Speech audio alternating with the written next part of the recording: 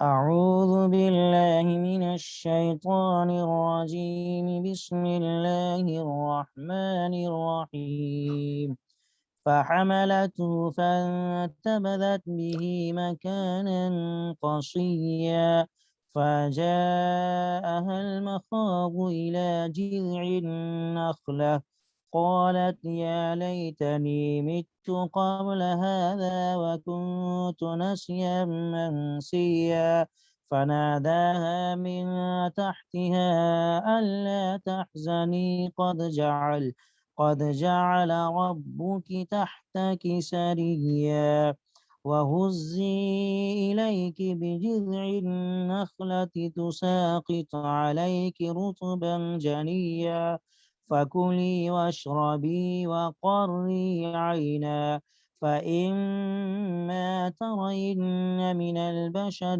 أحدا فقولي إني نذرت للرحمن صوما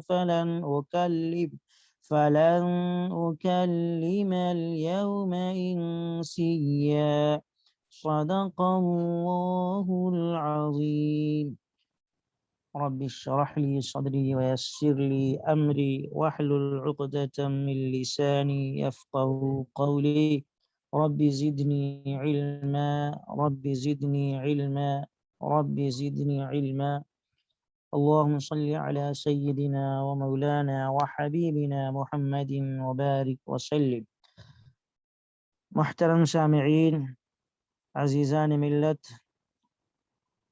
اس وقت سورہ مریم کی آیت نمبر 22 سے 26 تک آپ حضرات کی خدمت میں پیش کی گئی ہے۔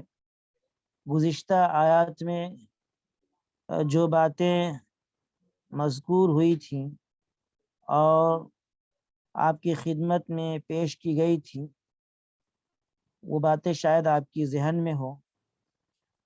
یعنی اللہ رب العالمین نے حضرت مریم علیہ السلام کو اولاد کی بشارت دی تھی اور یہ کہا تھا کہ مریم ہم تم کو بیٹا عطا فرمائیں گے، اور یہ بیٹا بھی بڑا ہی قابل مبارک ہوگا اور بڑا ہی بابرکت اور ہدایت یافتہ ہوگا اور دوسروں کے لیے ہدایت اور رحمت کا ذریعہ بنے گا۔ یہ باتیں آئی تھیں۔ اب آج کی جو آیات ہم نے تلاوت کی ہے، ان آیات میں اس کے بعد کی تفصیل مذکور ہے۔ وہ اس طریقے سے ہے کہ حضرت جبرائیل علیہ السلام کے ذریعے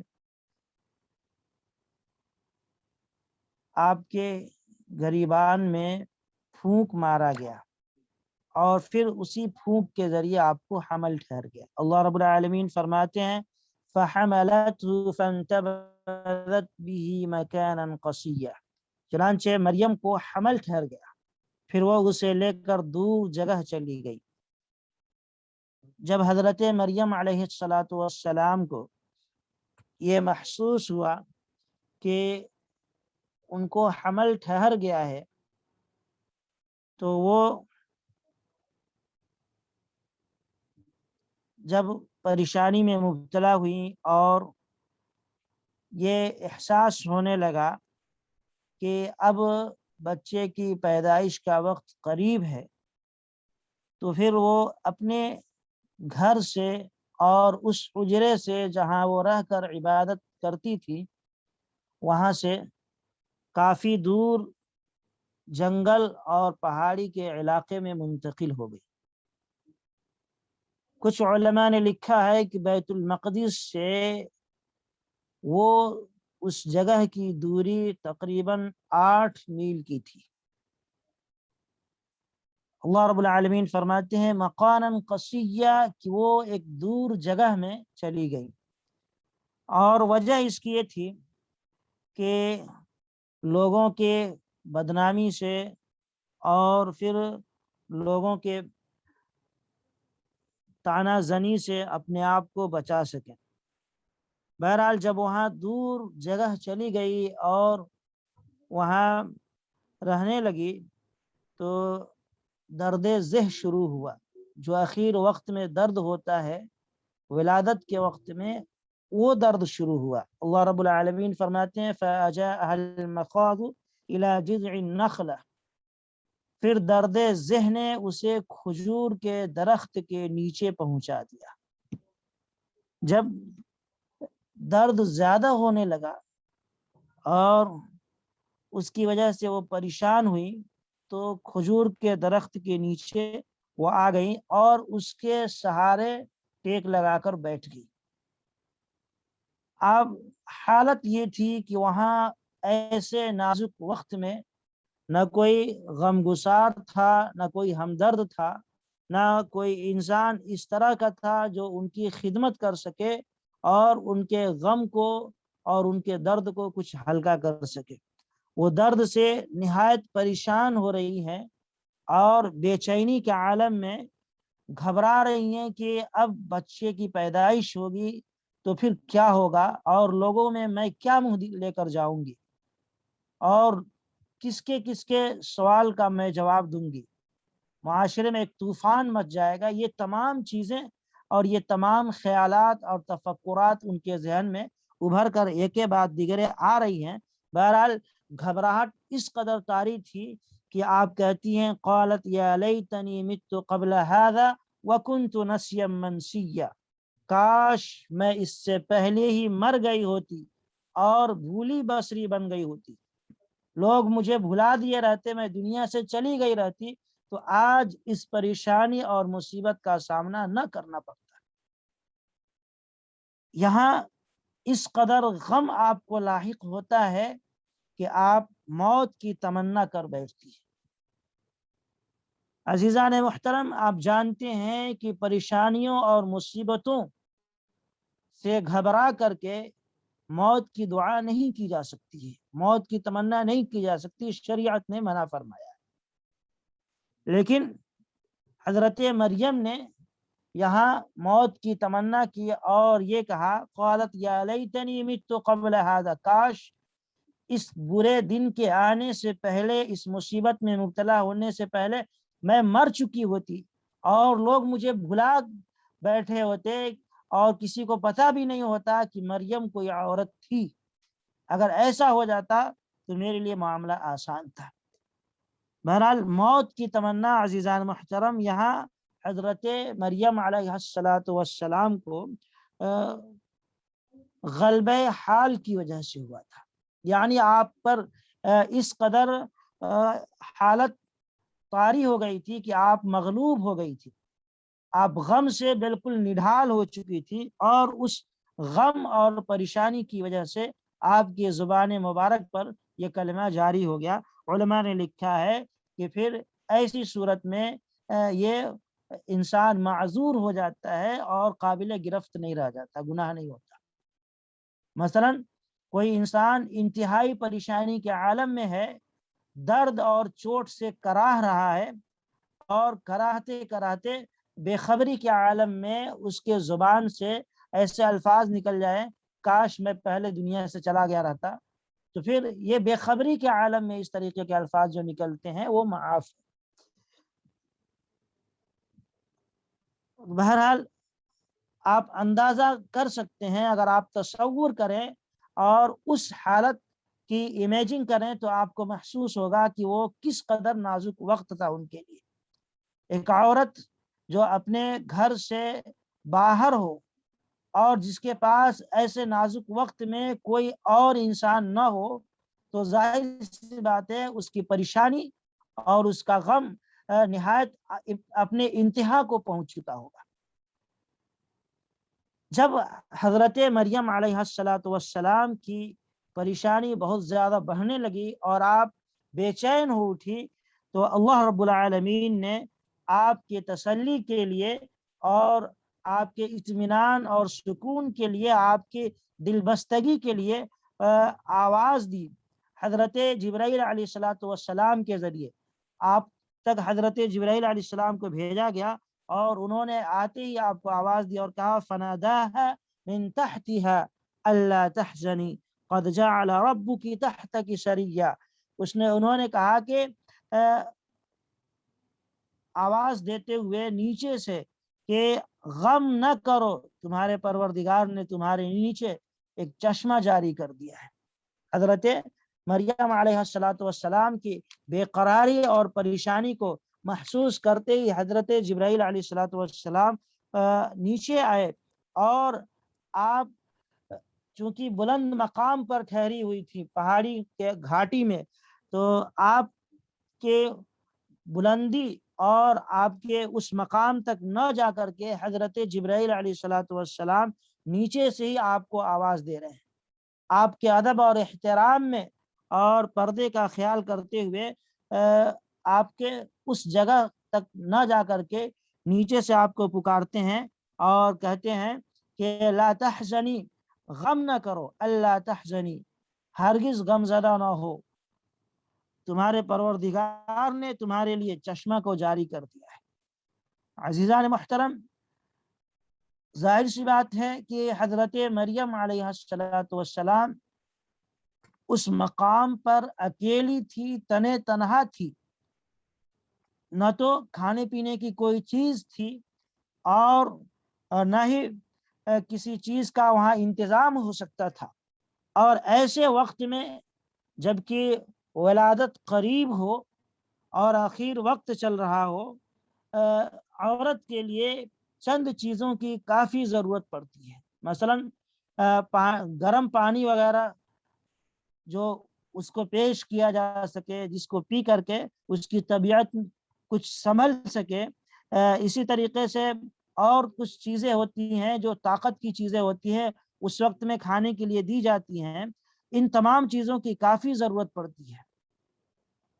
इसी बुनियाद पर अल्लाह तबारक व तआला ने फौरन उन चीजों का इंतजाम फरमाया और अल्लाह के हुक्म से एक चश्मे को वहां जारी कर दिया गया। हजरत जिब्राइल अलैहिस्सलातु वस्सलाम ने बशारत दी और कहा कि तुम्हारे नीचे पानी का चश्मा जारी कर दिया गया है, लिहाजा उस चश्मे से फायदा हासिल करो। यहाँ पानी का चश्मा जो जारी हुआ था वो सिर्फ और सिर्फ बतौर मुअजज़ा के था। हजरत मरियम अलैहिस्सलातु वस्सलाम को अल्लाह रब्बुल आलमीन ने अपनी कुदरत का मुजाहिरा कराया और आपके उस बेसरो सामानी के आलम में अल्लाह रब्बुल आलमीन ने उस चश्मे को जारी फरमाया, ताकि एक तरह से आपके गम को हल्का किया जा सके और दूसरी तरफ से जो चीजें आपके लिए वहाँ खास अहमियत रखती थी उनको जमा किया जा सके, ताकि विलादत के मौके पे आप उनसे फायदा हासिल कर सकें। बहरहाल अल्लाह रब्बुल आलमीन ने पहले चश्मे की बशारत दी और कहा कि चश्मे का पानी तुम्हारे लिए मुहैया कर दिया गया है, उसको इस्तेमाल करो। उलमा ने लिखा है कि वो चश्मा का जो पानी था वो बिल्कुल ठंडा नहीं था, बल्कि कुछ गर्म था, क्योंकि ऐसे मौके पे गर्म चीज़ों का इस्तेमाल ये विलादत में और पैदाइश में आसानी पैदा करती है। इसलिए पानी भी ज़रा गर्म था। आप जानते हैं आम हालात में चश्मे और दरियाओं वगैरह का पानी भी अगर ठंडी का मौसम हो तो गर्म होता है और गर्मी का मौसम में ठंड होता है। तो यहाँ भी यही मामला था कि अल्लाह रब्बुल आलमीन के हुक्म से पानी जारी हुआ और पानी काबिले इस्तेमाल था। उसके बाद अल्लाह तबारक व तआला ने दूसरी बशारत दी और बतौर मुअजज़ा के आपके लिए खजूर का भी इंतजाम फरमाया। अल्लाह फरमाते हैं वहुज़्ज़ी इलैकी बिजिज़्इन नख़ला तुसाक़ितु अलैकी रुतबन जनिय्या, कि ए मरियम अपनी तरफ खजूर के तने को हिलाओ, उससे तुम पर पकी हुई खजूरें गिरेंगी। हजरत मरियम अलैहिस्सलातु वस्सलाम ने जिस खजूर का सहारा लिया था और सहारा लेकर आप बैठी हुई थी और परेशानी के आलम में घबरा रही थी, वो दरख्त बिल्कुल सूखा हुआ था, लेकिन अल्लाह की कुदरत का करिश्मा देखें कि अल्लाह तबारक व तआला ने उसी सूखे हुए खजूर के तने में اللہ رب العالمین نے پھل کو ظاہر فرما دیا اور یہ کہا گیا کہ اے مریم اس کھجور کے سوکھے ہوئے تنے کو ہلاؤ، جب تم ہلاؤ گی تو تر و تازہ پکی ہوئی کھجوریں تمہارے پاس گر کر آ جائیں گی اور تم اس کو استعمال کرو۔ لہذا حضرت مریم علیہ السلام نے جیسی یہ بشارت سنی اور خوشخبری سنی، فوراً اس کھجور کے تنے کو پکڑ کر جب ہلایا تو تازہ تازہ فریش کھجوریں آپ کے گود میں گرنے لگیں اور آپ اس سے لطف اندوز ہوئیں۔ بہرحال عزیزان محترم، اللہ رب العالمین نے کھجور کا جو تذکرہ فرمایا ہے تو علماء نے لکھا ہے کہ کھجور یہ ایسی غذا ہے جو انسان کے لیے کافی فائدہ مند ہے اور انسان کی قوت کے لیے اور پھر بہت سارے چیزوں کے لیے بے حد مفید ہے، اور خصوصاً جب کھجور انسان استعمال کرتا ہے تو اس کی طاقت میں کافی اضافہ ہوتا ہے، اس سے پروٹین اس کو حاصل ہوتی ہے۔ اسی لیے اللہ تبارک و تعالی نے خصوصیت کے ساتھ کھجور کو ہی وہاں پہ ان کے لیے بھیجا اور ان کے لیے انتظام فرمایا۔ اللہ رب العالمین فرماتے ہیں فَكُلِي وَاشْرَبِي وَقَرِّي عَيْنًا، اے مریم اب کھاؤ پیو اور اپنی آنکھیں ٹھنڈی کرو، یعنی غمزدہ نہ ہو، پریشان نہ ہو، کھاؤ پیو اور اللہ نے جو نعمتیں بخشی ہیں ان نعمتوں سے لطف اندوز ہو جائے۔ اللہ تبارک و تعالی نے بے موسم پھل حضرت مریم کو وہاں کھلایا۔ یہ اللہ کی اپنی قدرت ہے، وہ ہر چیز پر قادر ہے، وہ جب چاہے جو چاہے کر سکتا ہے، اس کا نہ تو کوئی ٹوکنے والا ہے، نہ کوئی روکنے والا ہے، اور نہ اسی کے پہلے سے پلاننگ کی ضرورت پڑتی ہے، وہ مختار کل ہے۔ اللہ تبارک و تعالی نے فوراً انتظام فرمایا اور پھر کہا گیا کہ اے مریم استعمال کرو ان چیزوں کے۔ فَإِمَّا تَرَيِنَّ مِنَ الْبَشَرِ أَحَدًا، پھر اگر کسی آدمی کو دیکھو تو اشارہ سے کہہ دو کہ میں نے خدائے رحمان کے لیے روزہ کی منت مان رکھی ہے۔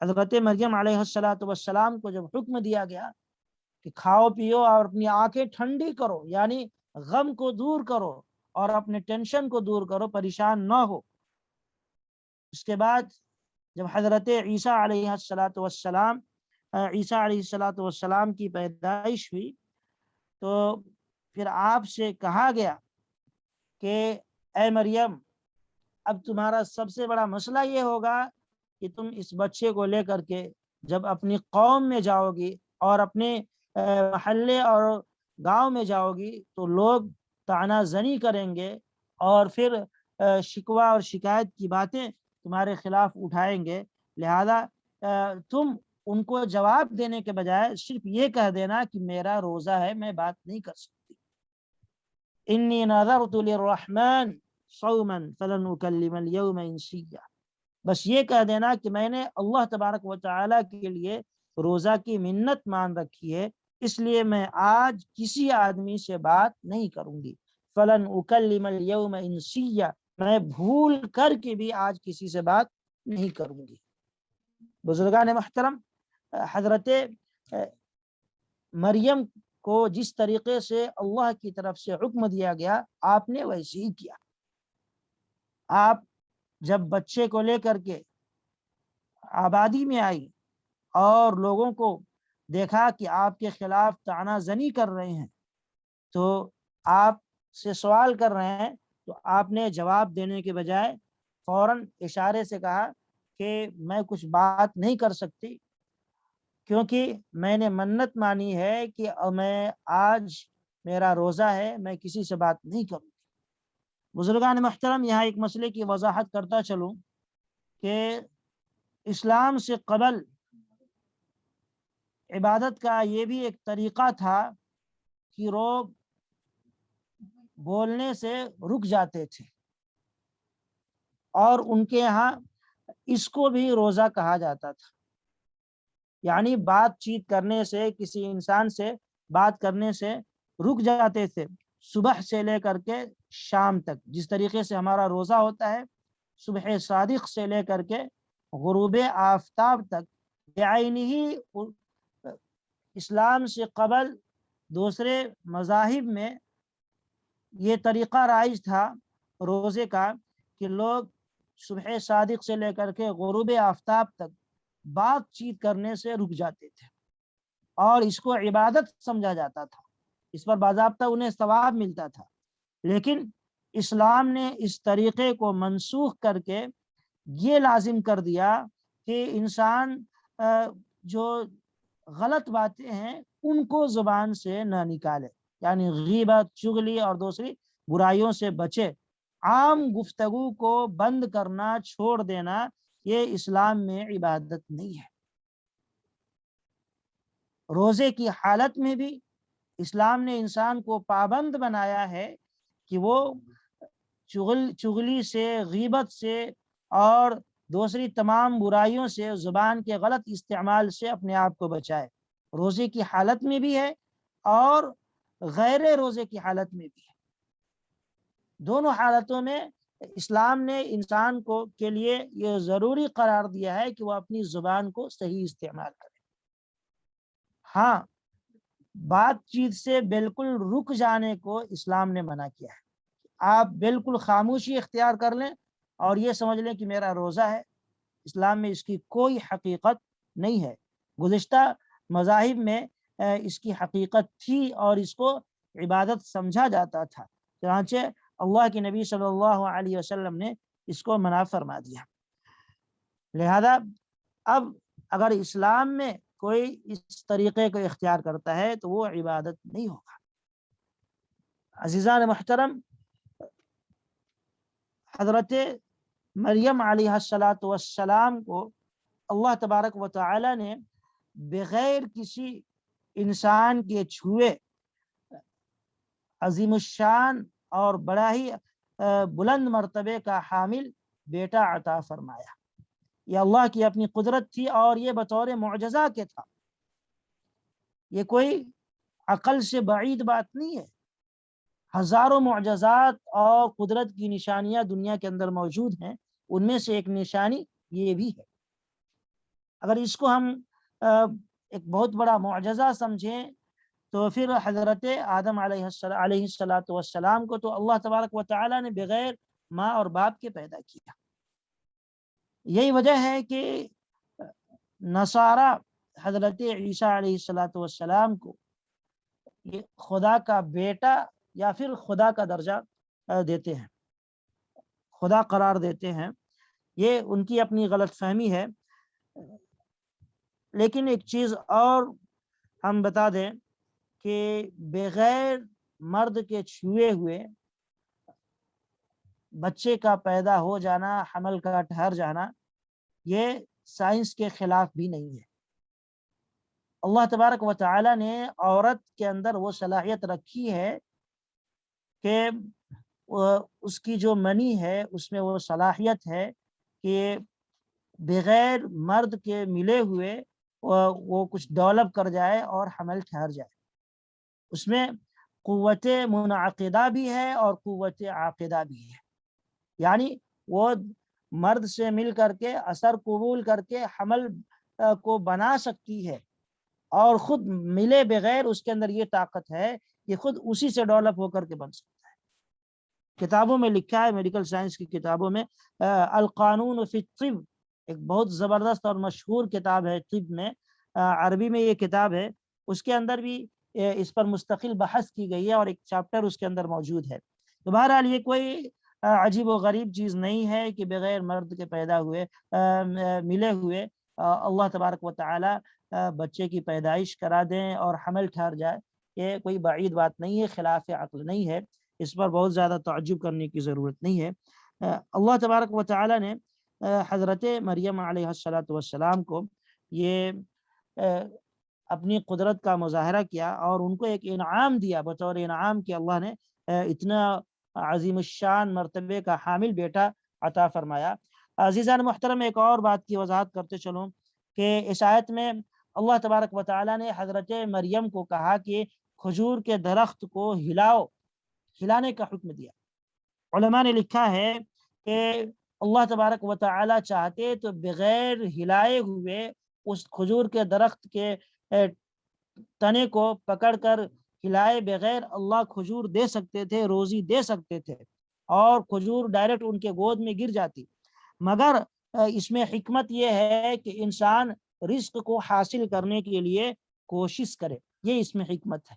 اپنی بھی کچھ کوشش کرے، کچھ محنت کرے، تب اللہ تبارک و تعالیٰ اس کو روزی دیں گے۔ اور رزق کے حصول کے لیے محنت کرنا، کوشش کرنا، بھاگ دوڑ کرنا، یہ تقوی اور توکل کے خلاف نہیں ہے، یہ اس میں حکمت ہے۔ ورنہ اللہ چاہتے تو ڈائریکٹ آپ کی گود میں کھجور کو اتار دیتے، ڈال دیتے اور آپ کھا لیتے، لیکن کہا جا رہا ہے کہ نہیں، کھجور کے درخت کے تنے کو پکڑ کر کے اس کو ہلاؤ تو کھجوریں تمہارے گود میں گریں گی۔ یہی حکمت ہے انسان کو روزی حاصل کرنے کے لیے بھاگ دوڑ کرنا اور محنت کرنا، کوشش کرنا، یہ توکل کے خلاف نہیں ہے، تقوی اور پرہیزگاری کے خلاف نہیں ہے، بلکہ یہ عین اسلام ہے، اور یہ عین تقوی اور پرہیزگاری ہے اور توکل ہے۔ اللہ رب العالمین ہمیں اور آپ کو اس پر عمل کی توفیق نصیب فرمائے، اور جو پیغامات ہمیں ملی ہیں ان پیغامات کو سینے سے لگانے کی توفیق عطا فرمائے۔ وآخر دعوانا الحمد للہ رب العالمین۔